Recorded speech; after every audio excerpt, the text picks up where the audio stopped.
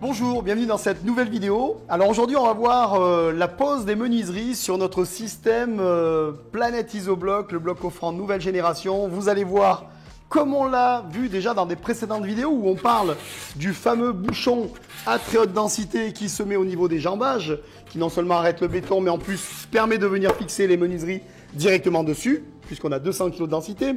On va voir toute la vidéo et tous les avantages du système de pose de menuiserie sur le système de bouchon adapté à notre Planet Isobloc.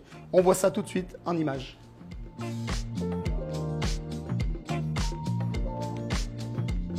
Alors, avant de voir concrètement comment on pose les menuiseries sur les blocs offrants de Planet Isobloc, on va rappeler quand même un petit point concernant la prise de cote.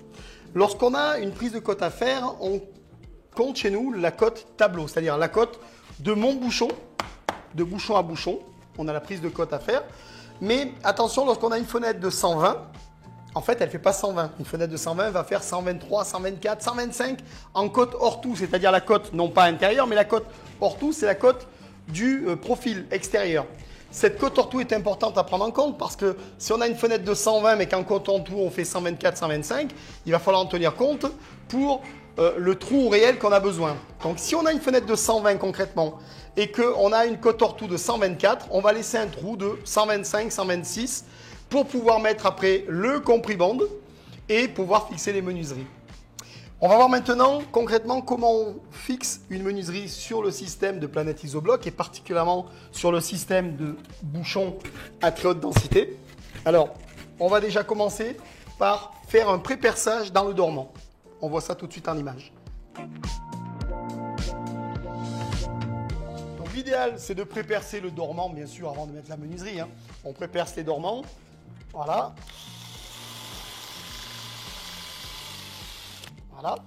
Là, je le fais après, c'est pour la vidéo. On a compris le principe. Et on va pouvoir maintenant mettre les vis. Donc, c'est des vis que tous les menuisiers ont.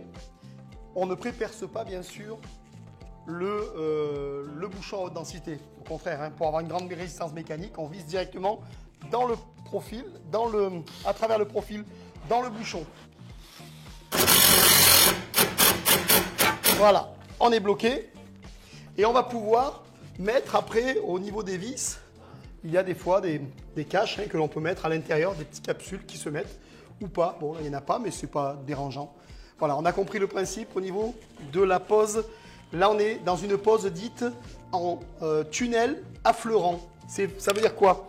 Ça veut dire qu'on est toujours de toute façon en tunnel. On est toujours entre murs dans ce principe avec mes bouchons à haute densité. Mais après, tunnel affleurant, ça veut dire que ma fenêtre, elle va être au nu intérieur pour pouvoir l'ouvrir en plein. Et on va avoir l'aile de recouvrement avec de quoi mettre le BA13 derrière l'aile de recouvrement, comme on va le voir sur l'image.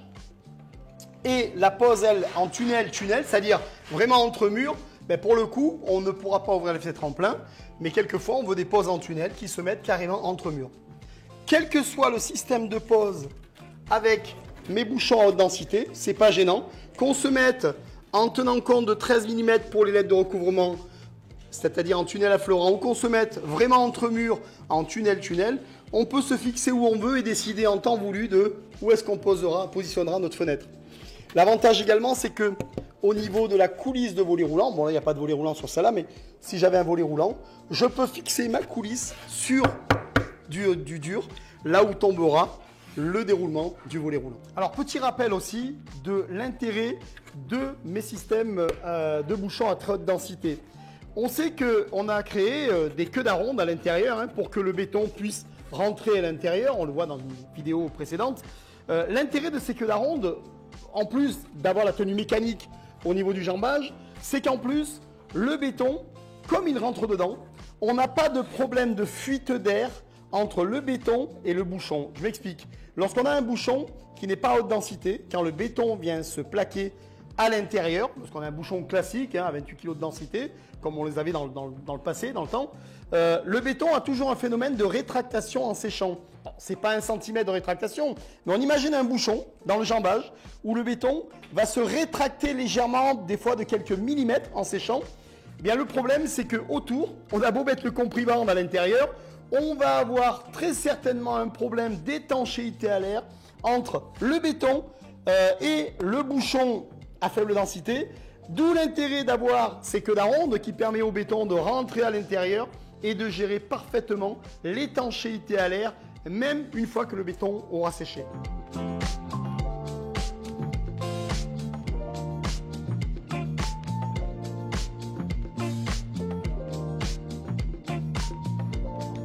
Donc Mathieu, là maintenant on va installer le comprimande autour des fenêtres, hein, normal. Hein. Donc nous on demande de laisser entre 5000 et 1 cm maximum de jeu. 5 mm c'est bien autour de la fenêtre. Oui, pour expanser bien. Donc ce comprimande là, on va se mettre face à la caméra. Ce comprimande, il va de 3 mm à peu près au début, 3 mm et demi. Mais il peut s'expanser jusqu'à 15 mm. C'est intéressant. Hein. Et justement l'intérêt du comprimande, on le sait, c'est de veiller à l'étanchéité à l'air autour de la fenêtre. Quand on va mettre la maison sous pression, il ne faut pas avoir des fuites de partout. Donc là, l'avantage du système, c'est que on va l'installer et on va pouvoir voir la mise en œuvre de ce comprimande. Voilà. Et on va avoir un certain temps, le temps de mettre la fenêtre en place. Il va y avoir son travail de ce qu'on appelle la décompression du comprimande. Le comprimande qui va commencer à faire son travail de décompression pour venir se plaquer sur les parois et avoir une vraie étanchéité à l'air.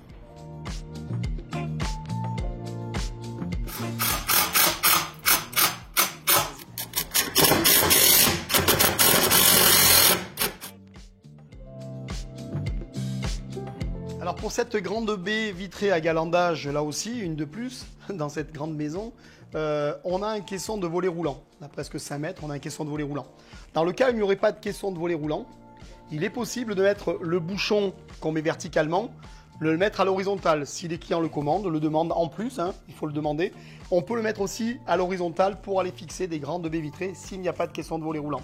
S'il y a un caisson, on va pouvoir faire un système de pattes en haut, d'équerre, puisqu'on a toujours soit l'entretoise qui est très rigide, soit aller chercher le béton directement. On peut toujours fixer le haut de la menuiserie.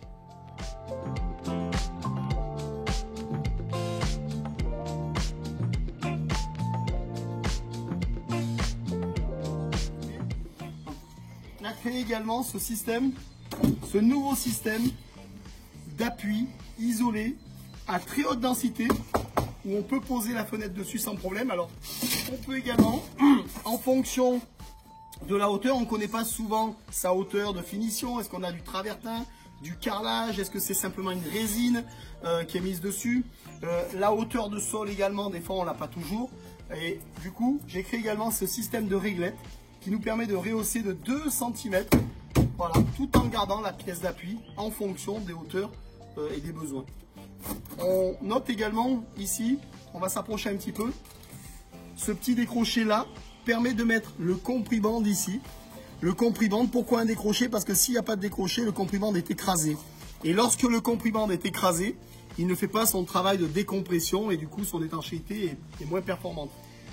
L'avantage, c'est de pouvoir mettre également un fond de joint, alors extérieur bien sûr, puisqu'on aura le comprimande, la fenêtre va se poser là. On pourra mettre un fond de joint pour l'étanchéité à l'air, dedans comme dehors. Là, on peut faire 2 fonds de joint. Et on est sûr d'avoir une parfaite étanchéité à l'air entre la menuiserie posée sur notre système de mur en bloc coffrant Planète Isobloc.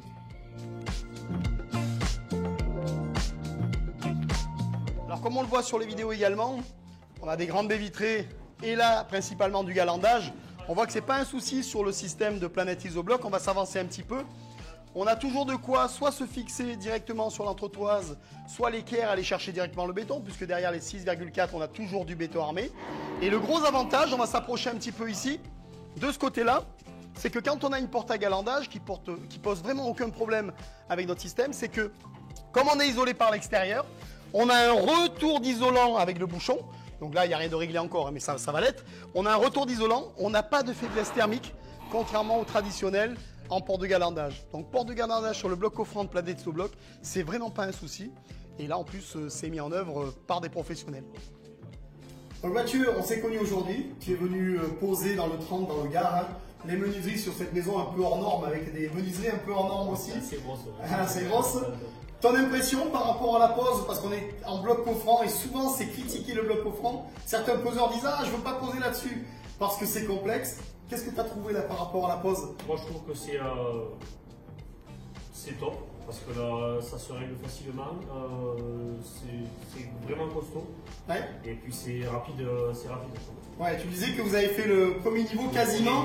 Ouais, alors c'est pas prévu comme ça. Ouais, je pensais que ça allait être plus long, plus compliqué au début, je ne connaissais pas. Ouais. C'est vraiment pratique, c'est costaud, pas besoin de prépercer les vis. Exactement, direct dans les bouchons. Excellent. Alors le but c'est aussi, on va directement dans le bouchon. Si vraiment on a des grandes baies vitrées, on l'a vu ce matin, hein, à ce moment-là on va pouvoir traverser directement le bouchon, chercher le béton. Mais quoi qu'il en soit, comme c'est un bouchon à haute densité, on n'écrasera pas, on ne déformera pas le dormant avec un bouchon souple derrière. C'est pas le plus sirène, c'est vraiment un truc costaud. Donc on en refait un autre, Mathieu, avec le système Planet Isobloc.